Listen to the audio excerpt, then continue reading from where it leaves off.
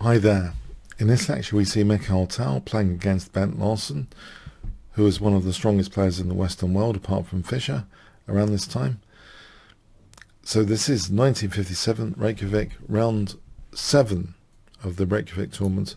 So e4 from Tal, we see Bent Larsen play the Sicilian defense, knight f3, d6, d4, c takes, knight takes d4, knight f6, knight c3, a6, the Sicilian Najdorf.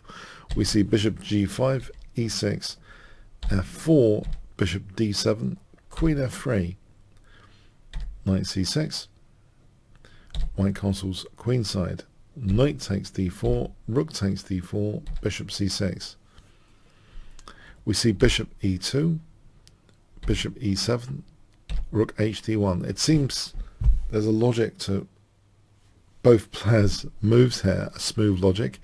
Queen a5.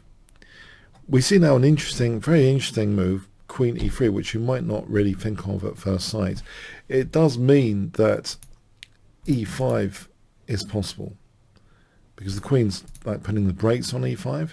Now e5 might be desirable sometimes. We see the move h6. Now here, it's interesting actually, if queen c5, there are interesting resources in this position for white. For example, even the forcing move b4 should be considered sometimes after queen b6, e5. This, even though it's like a principal violation, if we look at this carefully, well, you know, black's king is still in the center as well. So even though we've moved a pawn around our king, it seems justified on this occasion. In this sequence, after bishop takes, queen takes, bishop takes, we can take on g7 and live to tell the tale. We can actually snap up pawns and be better. If castling, we get to see the power of e5, and if d takes, f takes again, knight takes d5. This, actually, the rook can turn around and help the queen here with rook g4. This is a formidable attack. After rook h4, even offering a2, queen h6 is crushing, because rook fd8, white can take on h7, and even play rook f4 now, threatening mate and not caring about queen a1 check, believe it or not. This, black hasn't got anything that significant in this position, it seems. After check, king e3, check this position, and it's starting to go downhill for black. The king stuck in the center and losing material being mated is the outcome there. So anyway, so there is a concern about castling because of e5, it seems. This e5 liberates things. It lets the rook switch to the king side, as we've seen. So we see h6, and in principle this is great because black is trying to get the bishop pair, right? That's another principle we aim for sometimes, to get the bishop pair. After f takes, d takes, the rook drops back, and okay, where is this bishop pair being won that I've talked about? Well, black actually castles here, king b1, rook fd8, and for white to reinforce control of d5, white actually volunteers the dark square bishop. So we have bishop takes f6, knight d5. So giving black the bishop pair, is this actually another principal violation? Why does Mikhail Tal want to give black the bishop pair? We see bishop g5. The bishop does, you know, live to tell the tale. If bishop takes d5, then okay, this is nice for white. This could be considered, but overall, you know, white can get an advantage here. That would like give black some counterplay, sure, opposite colour bishop counterplay, but white is better there.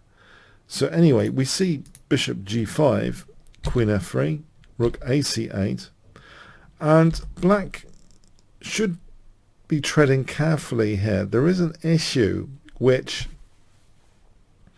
is nothing really to do with principles, or rather entertains principle violations, and it's nothing to do with principles in this position. So in principle, if you were talking about this player, not this player, this position, abstractly, you might say, well, okay, black's got the bishop pair, black's managed to castle, you know, black's got the classic semi-open c-file, the Sicilian. White hasn't played one of those dull, anti-Sicilian systems. It seems, fine in principle, Black's position. But in order to determine the solidity of positions, we really need to back that up with concrete calculation evidence sometimes.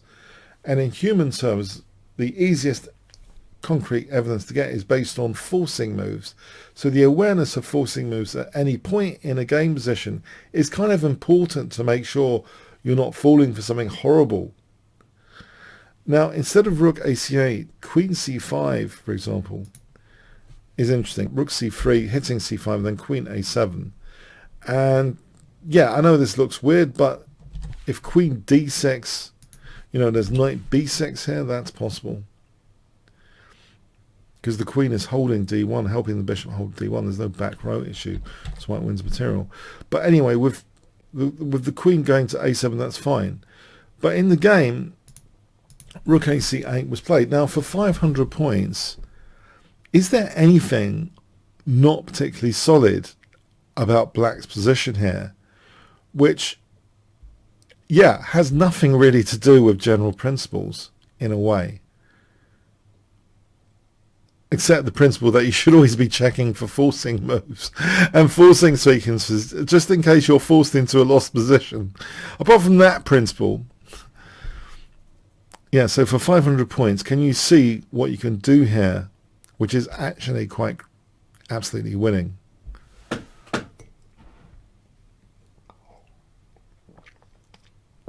It's also funny because if Tal's getting this reputation of being a great king hunter, king attacker, maybe people are underestimating other tactical aspects of the position. It doesn't always have to be about the king. It can be sometimes about something else. I'm about to reveal now the move. So check all your forcing moves. The high priority forcing moves, which limit the opponent's replies, are kind of crucial to always be aware of. Otherwise, you don't really know if your position's okay or not, let alone solid or potential. You need to know your position's okay, and you need to calculate forcing moves as high priority. b4. Where's the queen going? Ouch. Where is that queen going?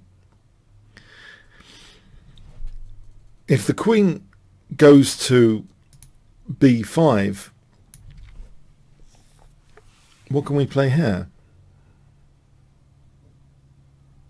We can play rook a3. So we'd be kind of trapping the queen. The knight's holding b4. The rook's holding a4. We've trapped the queen.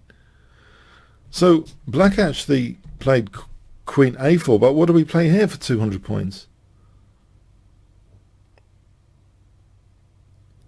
We trapped the queen anyway. Rook a3. It's interesting to note, occasionally Tal misses the opportunity to trap the queen and he's going for the king. But here, it's like the opponent thinks, it's fine because there's no king attack, but trapping the queen now. So Black desperately played rook takes d5. And here, Tal played the absolute best move, just recapture, letting the queen still be trapped. So not allowing Black to get some material for the queen, getting some material here. But it's still kind of lost for Black. Say the bishops came off. It's easier for White to play this with the queen against rook and bishop. But this is so much better, so much easier. Just let the queen still be trapped here. So we have this move e4. And now just queen c3, just letting the queen still be trapped. So the bishop's now pinned against c8. We see bishop f6. And there's many, many moves that win here. Tal just picks one of them. Rook takes a4, and White's going to be a whole rook up. End of game. So after bishop takes c3, if it did continue, we can see that White's a whole rook up. And actually b5 is a good move here for rook takes e4. But it's a rook up. A rook is a rook. There's no real backfire here. I like to call it a backfire if there's a tactical backfire. But there's no backfire. It's a rook up. So yes, I think the takeaway points, you can only establish if your position is okay, let alone solid or potential, if you're looking at the forcing sequences available. to yourself and to your opponent. You can't just go on a kind of abstract representation of your position as though if you were telling someone how great your position is. You've got the bishop pair, you've got this and you've got that. But, you know, if your queen can be backed into a corner, as an example, even if your king's totally safe, your other crown jewels, your queen, you know, your top scorer, if that's trapped, then the illusions of other aspects of your position just can be completely shattered. I think that's the big takeaway, central takeaway point of this game. So just be aware of forcing moves to check the validity, the soundness of your position. And sometimes, you know, you have to play some awkward looking moves with your queen, as variations show. Otherwise, yeah, you risk your queen getting trapped tactically. So brutal stuff. Forcing move awareness is key in chess to make sure you're okay. Okay, thanks so much. Hi there. Thanks for getting to the end of the YouTube video. If you would like to see other Mikhail Tal games, I actually have an amazing course for Mikhail Tal, which is currently at 4.9 with over 400 students. You can check this out from the Kingscrusher TV page. So Chess Strategy and Tactics, Mikhail Tal's amazing games. You can check out some free preview videos as well here. If you do expand all sections, you can see the preview links to get some free previews. So I hope you do check out this course index and the free previews. So I really had a thrilling time actually checking out Mikhail Tal's games. So yeah, the YouTube video here you saw was just a sample from this course. I hope you check it out. Okay, thanks so much. Oh, by the way, comments, questions, likes, shares, all appreciated. And if you did get to this part of the video, please do leave some sort of comment like Tal fan. Okay, thanks again.